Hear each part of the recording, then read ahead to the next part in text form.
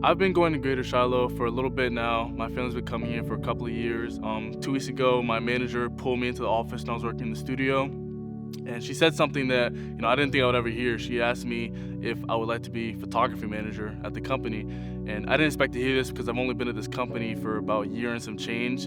And immediately I said yes because I've always felt like, God's been calling me to be in a position of leadership and I thought it was the right thing for me.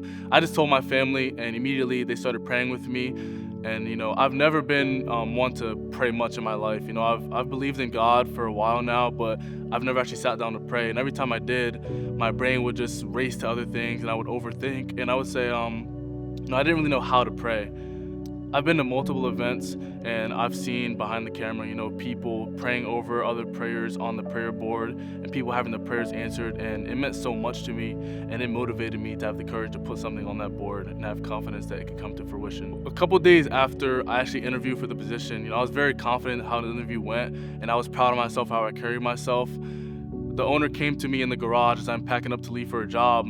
And he came to me and he's like, Isaiah, we're excited. I have some very exciting news. You did so well in the interview. And immediately in my head, I'm like, my life is gonna change. I'm gonna get this position. I'm happy. He tells me, we decided to go with 2 other people. And I'm like, okay, well then why did you come to me saying you're excited? Like, what is this about? He said that they created a new position just for me called Manager of Brand Engagement and Company Culture. And as soon as I looked over the responsibilities, I just had to thank God because now that I really have the chance to think about it, the manager position really wasn't for me in the first place because in all reality, I would have been stuck at a desk.